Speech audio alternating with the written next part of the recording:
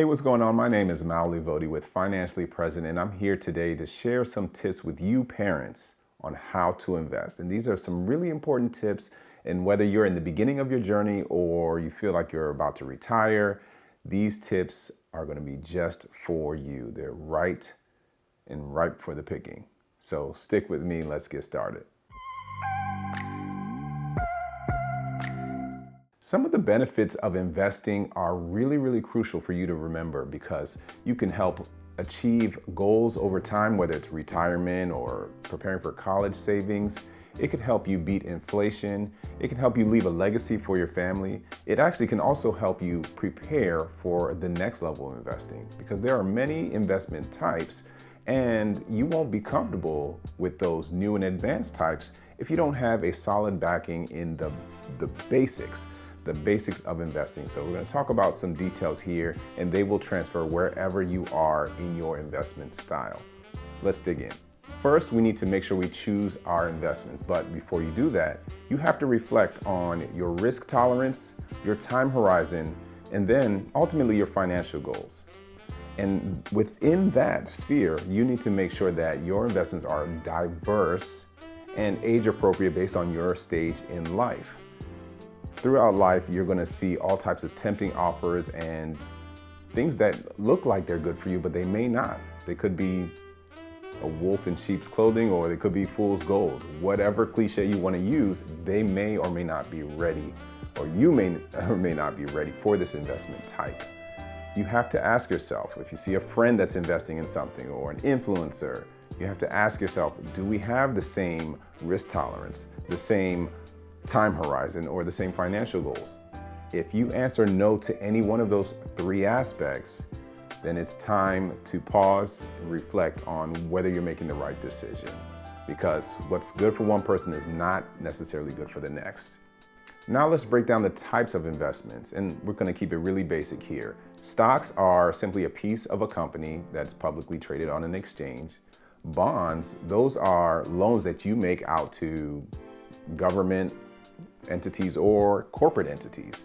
And then you have mutual funds. Those are pooled investments where people are investing in a group investment of stocks and bonds. And then there's also ETFs.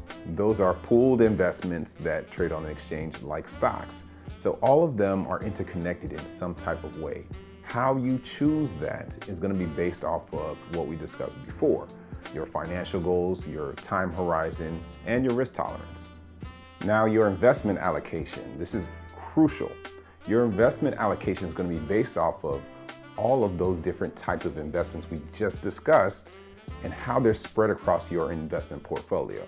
For example, if we're talking about a pair of jeans that you're wearing or a pair of pants, maybe that pair of pants has 60% of stocks in the front pocket, 30% of bonds in the other front pocket, and maybe 10% cash in that back pocket.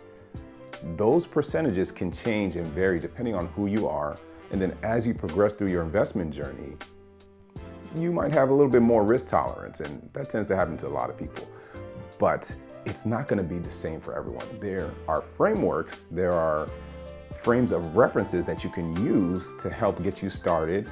But as you journey through this investment and this path of growth and wealth, it's going to vary. It's not going to be the same as your friend or neighbor or your financial influencer. So to each his or her own.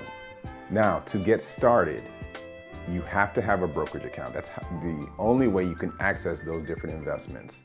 And my recommendation is, if you don't already have a brokerage account, open up an account with Charles Schwab. It's free. I have a bunch of accounts there, and I was recently migrated from TD Ameritrade to Schwab, and I love the platform so far. And it has all of the resources that make it available for you, and it's essentially at no cost. And you'll be able to see your entire family's account, assuming you open up more than one. And it's all linked in there for your viewing pleasure and for your investment pleasure. You can decide to set it and forget it, or you could be a little bit more hands-on with your trading. So there are all types of tools you can use in order to do that. One critical tip I want to leave with you is that If you have kids, whether they're really, really young or teenagers that are about to leave the home, I want you to make sure you are teaching them all the things you know, or at least a tiny bit of what you know about investing and what you're learning about it. In a study from Harvard, it showed that employees who took some of their training period to write and reflect on what they learned just for 15 minutes at the end of the workday, they were able to score 23% higher than those who did not do the reflection and the sharing of that information. So essentially, I'm telling you to teach what you're learning as you learn it, because you're going to retain the information better. And then on top of that, you're going to pass on that information. And what good is wealth if you don't pass on the information and the knowledge that goes with it? So there you go. Those are some quick tips that you can use to begin on your investment journey. Parents, remember that you do have to prioritize your investing so that you can be able to invest for your kids. If you are new on your investment journey, check out my video, How to Invest for Beginners, for a much more detailed and longer video to jumpstart your journey. And lastly, stay present.